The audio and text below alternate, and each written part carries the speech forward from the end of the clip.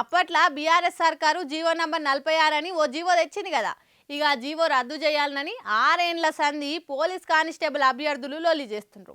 అధికార పార్టీ లీడర్ల చుట్టూ తిరిగినా సర్కార్ అయితే స్పందిస్తలేదని మస్తు నారాజ్ అవుతుర్రు.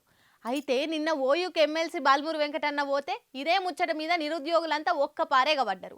అసలు ఆ జీవో నంబర్ 46 కథ ఏంది?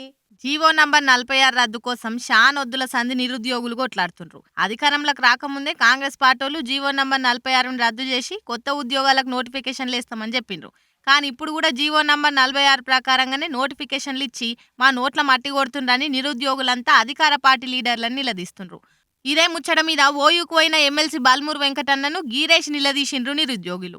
మీరిచ్చిన మాటనే కదా, గెలిచినాక జీవో నంబర్ 46ను ఎందుకు రద్దు చేస్తలేరని మండిపడుతుండ్రు. అసలుకి జీవో నంబర్ 46 ఏందంటే జనాభా ప్రతిపాదికన విడగొట్టి ఏ జిల్లాలో ఎక్కువ మంది ఉంటే ఆ జిల్లాకు ఎక్కువ పోస్టులు వేస్తారన్నట్టు. అట్లా చేసే వరకు తెలంగాణలో ఎవ్వరు హైదరాబాద్లో పడ్డ పోస్టులకు అప్లై చేసుకోలేకపోతుండ్రు. పేరుకే తెలంగాణ అయినా కూడా హైదరాబాద్ పోస్టులకు నాన్ లోకల్ అవుతుండ్రు.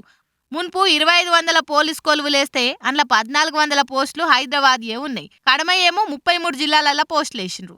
అయితే ఇట్లా చేసే వరకు హైదరాబాద్లో మున్పు 970 పోస్టులు మిగిలిపోయినాయి. అదే జిల్లాలలో ఎక్కువ మార్కులు వచ్చిన పోస్టులు లేక ఉద్యోగాలు రాకుండా పోయింది. 4వ తరగతి దాకా ఏడ చదివితే అది లోకల్ అవుతుంది కదా. ఇక అట్లా హైదరాబాద్లో 4వ తరగతి దాకా చదివినట్టు దొంగ సర్టిఫికెట్లతోటి ఆంధ్రోలు కూడా ఈయనే ఉద్యోగాలు సంపాదించుకొని తెలంగాణ నిరుద్యోగులకు అన్యాయం చేస్తుండని అంటున్నారు నిరుద్యోగులు.